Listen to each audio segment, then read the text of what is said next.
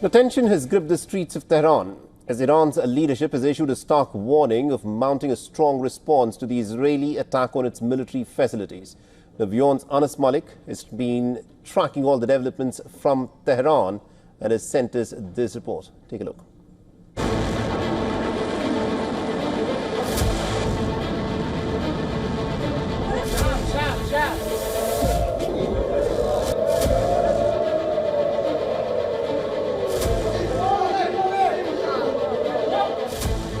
Exactly 1 month ago, Iran launched 180 missiles at Israel, some of them breaching its multi-layered air defense. And after weeks of warning of a retaliation, Israeli fighter jets did attack Iran, but the scale of the assault was nowhere near matching its preceding war rhetoric. Israel claimed that it targeted strategic Iranian assets, including its vital air defense facilities and missile propellant manufacturing capabilities. Faced with a deadly chain of retaliatory responses, Tehran now faces a critical strategic dilemma. While in public, Iranian officials have downplayed the impact of the Israeli strikes, the regime is having to weigh its options on its next response. Miscalculated military action could provoke more devastating Israeli counterstrikes, potentially threatening Iran's economic and military infrastructure. Iran says it managed to shoot down most of the missiles fired by Israeli jets. You think you can change the story of domination of a great power called Islam by firing a few missiles? In Operation True Promise 2, you saw how your sky was cracked open. You saw how your missile shield worked. Once again, you made a mistake. You will taste the response, an unimaginable response. The timing of any Iranian response also remains uncertain, with speculation mounting about whether Iran might wait until after the American elections to act. Escalating rhetoric and the appearance of militant billboards across the Iranian capital signal a potentially significant phase in the ongoing crisis in West Asia. Reflecting the mounting pressure on the regime to demonstrate its strength, new propaganda billboards across Tehran are proclaiming, "If you want to fight, then we are the masters in fighting." Sources have told WION that ahead of Iranian response to Israel, the Iranian foreign minister will be leading the Irani outreach to neighboring countries and regional countries in person. The Iranian Foreign Minister Abbas Araghchi is expected to embark on this outreach tour as early as next week. Anas Malik in Tehran, in Iran for WION. World is One.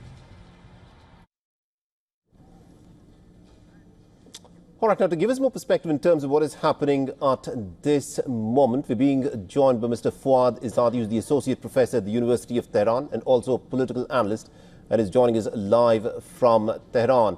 Now, Professor Izadi, thank you very much indeed, sir, for taking time out and speaking to us here on WION. And let me in fact start off by asking you with this.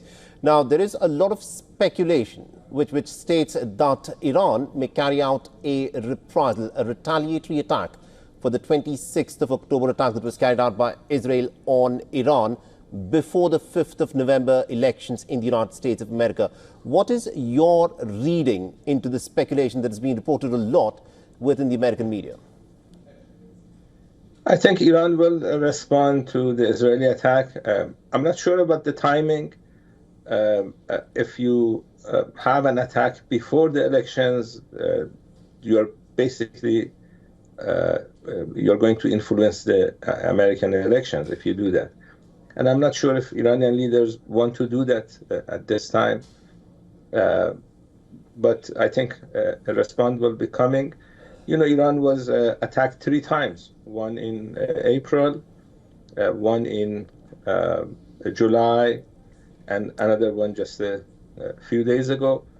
Under Article 51 of the UN Charter, if a country is attacked, that country can respond.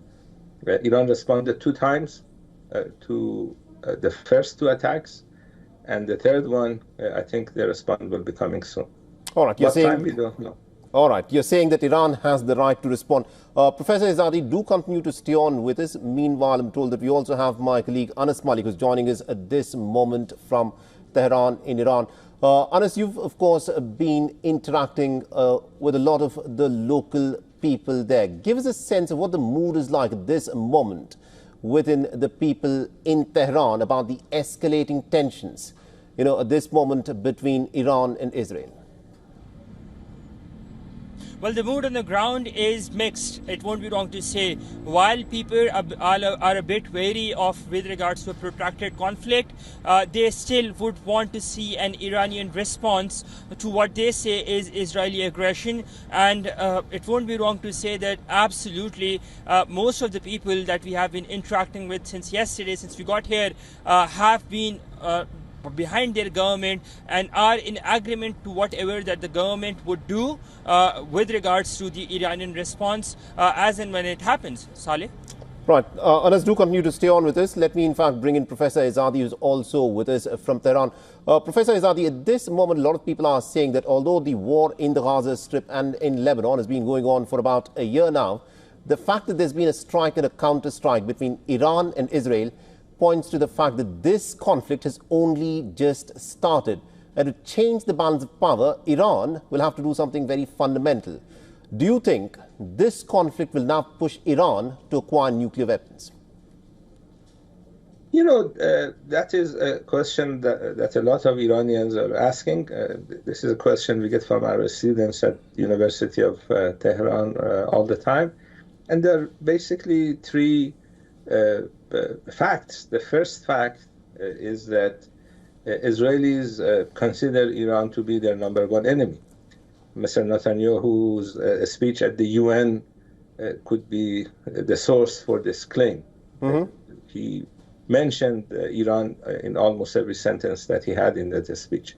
That's fact number one. The second fact is that Israelis have no ethical standards or limitations. They have been engaging in a genocide in Gaza, as you said, for over a year now. They have been killing thousands of people in Lebanon, basically women and children, mostly women and children, for the last few months. They are in a rampage. They're attacking UN soldiers in Lebanon, Italian soldiers that are working for the UN. Right. So they are in a rampage. That's fact number two. And the third fact is that they have nuclear weapons. And if you have a genocidal regime with nuclear weapons that considers you to be their most important enemy, then if you're on the other side, you should be thinking about the fact that maybe something more should be done to make sure that Israelis don't use those nuclear weapons against Iran, because they have the capability, and I'm sorry to say they have the viciousness to engage in a nuclear war against Iran. All right, indeed. Do continue to stay on with this, Professor. Anas, if I can bring you in to weigh about what is unfolding in terms of how things have gone on in West Asia. Now, at this moment, when you've been interacting with the local people there, how much is the war, in fact, weighing on the minds of the common Iranian people? On the 26th of October, when Israel carried out its attack, it targeted specifically the military sites. But how concerned are people that even the civilian population could come under attack? And as I said, it's a mix and match with regards to the emotions. It's been a week today since the Israeli attack on Iran took place.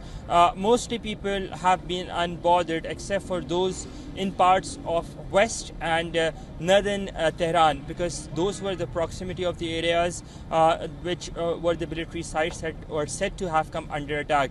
But largely speaking, people have been mocking what Israel did. It won't be wrong to say in our interactions, and that is again a reflection and along the lines of the government, of what the government had been saying as well. But at the same time, they're very wary of a protracted conflict, because the impact of a protracted conflict in the region would eventually and immediately be on the Iranian economy, which is not in an ideal most condition as we speak. Saleh? All right, we'll have to leave it there. We're completely out of time. Thank you very much indeed, Anas Malik, and also Professor Fuad Izadi, for joining us with your perspectives on this broadcast.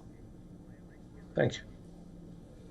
For all the latest news, download the WION app and subscribe to our YouTube channel.